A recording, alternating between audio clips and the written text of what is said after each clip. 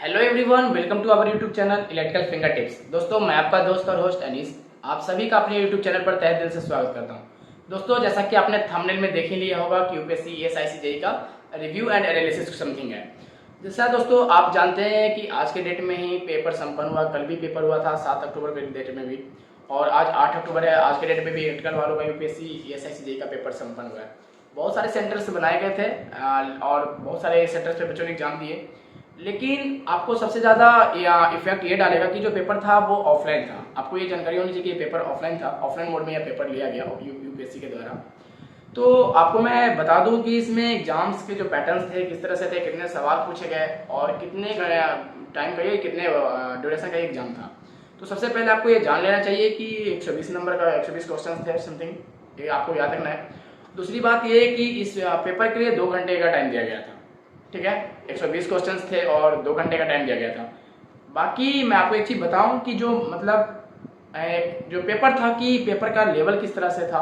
तो पेपर का level easy नहीं था, इस बात को ध्यान रखना है, क्योंकि न्यूमेरिकल्स पूछे गए, पावर इलेक्ट्रॉनिक्स के क्वेश्चन डाले गए, ट्रैक्शन से न्यूमेरिकल्स पूछे गए, फिर से बहुत सारे ऐसे टॉपिक थे, मशीन एसी डीसी से भी सवाल पूछे गए, न्यूमेरिकल्स पूछे गए, बाइनरी सिस्टम मतलब कि आपको डिजिटल से भी सवाल पूछे गए, तो माइक्रो प्रोसेसर से भी, माइक्रो कंट्रोलर से भी सवाल डाले गए। तो पेपर इजी नहीं था, पेपर किसी तरह से भी इजी नहीं था। पेपर मॉडरेट टू हार्ड था, पेपर इजी लेवल नहीं कर सकते उसको, एक मॉडरेट पेपर था।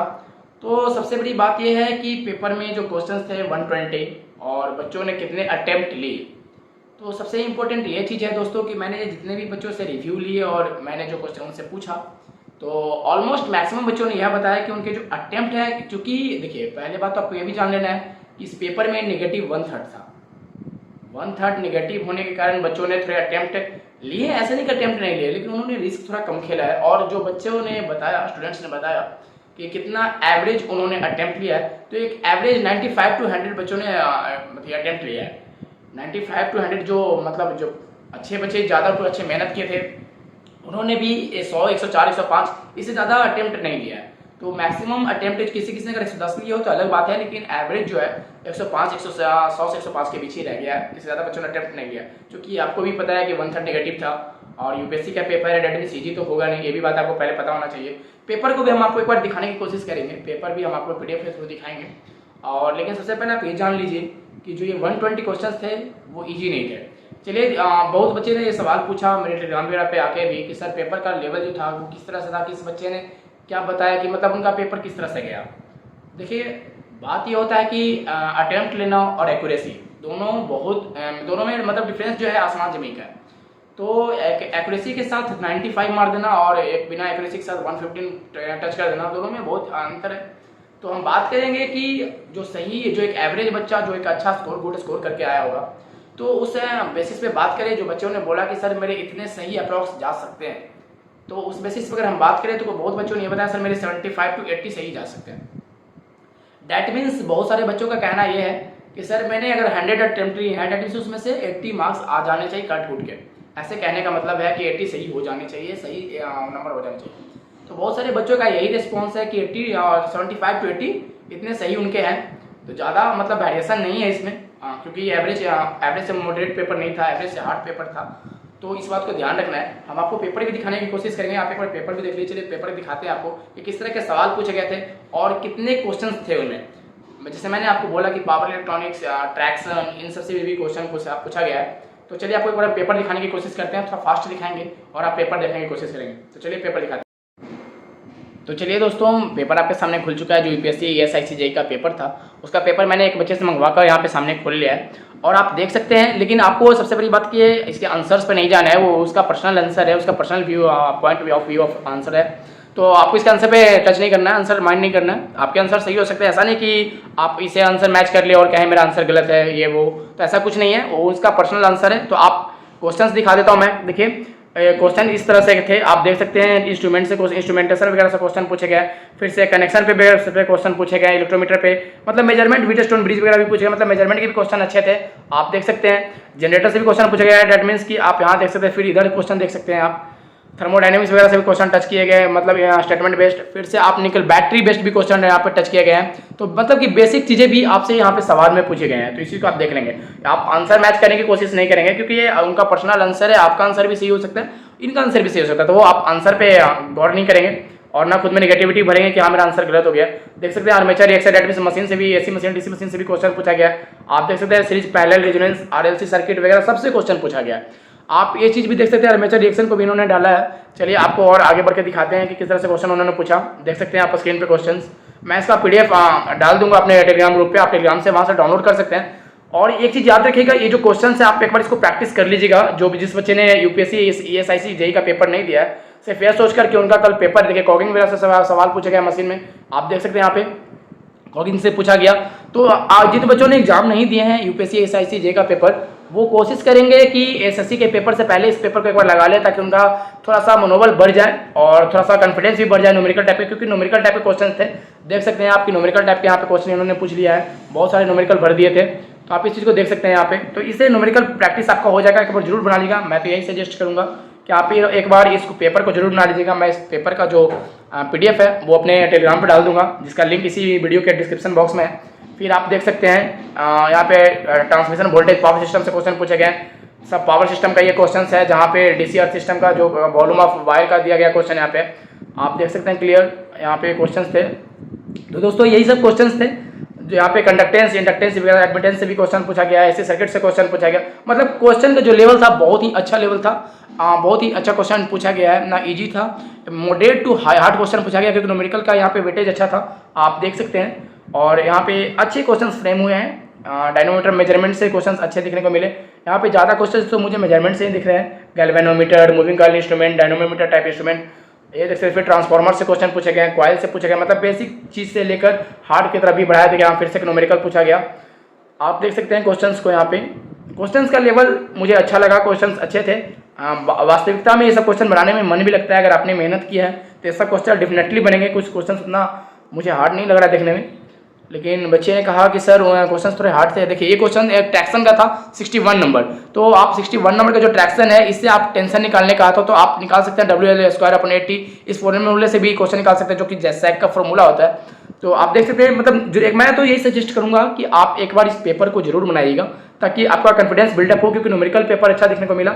देखिए न्यूमेरिकल से ये चीज़ होता है कि आपका कॉन्फिडेंस खुद के अंदर से बिल्डअप होता है, और इस बार यदि आप एसएससी जेई का पेपर 9, 10, 11 या किसी भी शिफ्ट में देंगे तो वहाँ आपको इस तरह के क्वेश्चंस देखने को मिलेंगे। मैं तो यही सजेस्ट करूँगा एक बार आप इस पेपर को जरूर बना लेंगे। क्वेश्चंस अच्छे थे, देखिए 70 नंबर क्वेश्चंस में भी यहाँ पे लाइटिंग लोड के बारे में फ्यूज वायर दिया हुआ है, फ्यूज वायर के कैपेसिटी का दिया गया है। आप देख सकते हैं यहाँ पे लाइटिंग फिटिंग के बारे में भी पूछा गया है, मतलब कि अर्थिंग्स वगैरह से भी, एस्टिमेटिंग एंड कॉस्टिंग से भी सवाल पूछे गए। तो आप देख सकते हैं यहाँ पे परमिशन। फिर यहाँ देखिए अर्थ स्टेशन से भी क्वेश्चन पूछा गया, डेट मीन्स अर्थिंग से भी क्वेश्चन यहाँ पे इसने उठाया।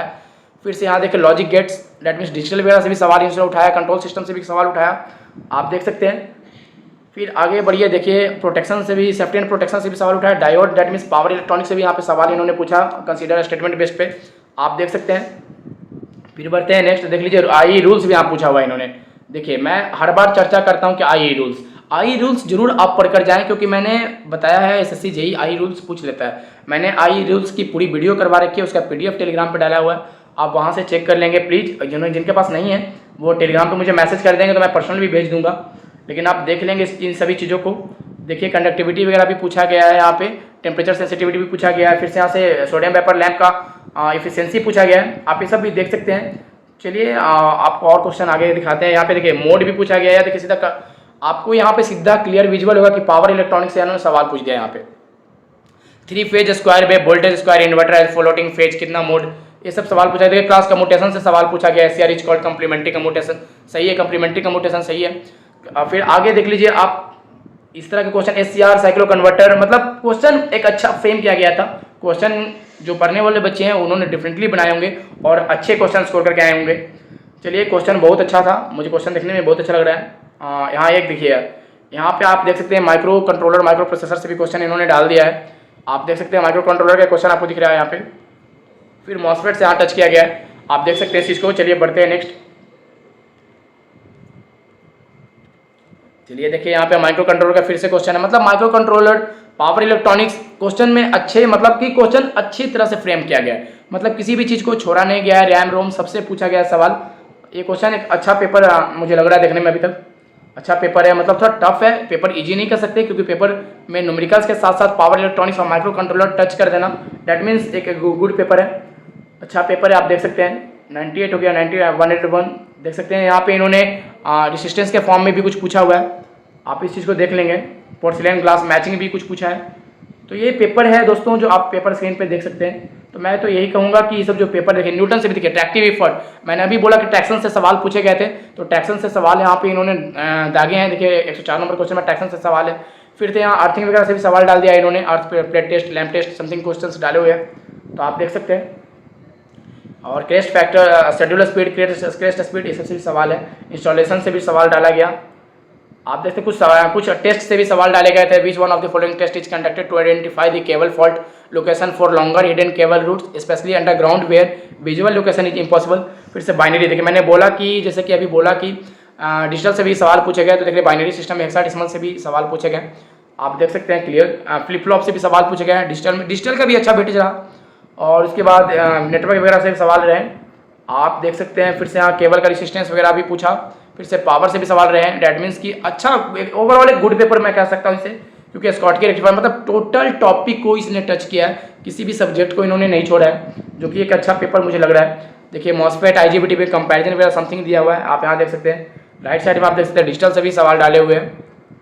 तो एक अच्छा पेपर मैं ओवरऑल कहूँगा, एक अच्छा पेपर है, एक अच्छा मतलब कि गुड पेपर है। और इसमें जिस बच्चे ने मेहनत की है डेफिनेटली उन्हें अच्छा स्कोर कर जाएंगे, क्योंकि ये सब पेपर वास्तव में अंदर से कॉन्फिडेंस बिल्डअप करता है। और इस पेपर को जो बना लेगा, मैं कहता हूँ ओवरऑल कहीं ना कहीं वो एसएससी में भी अच्छा स्कोर कर लेगा।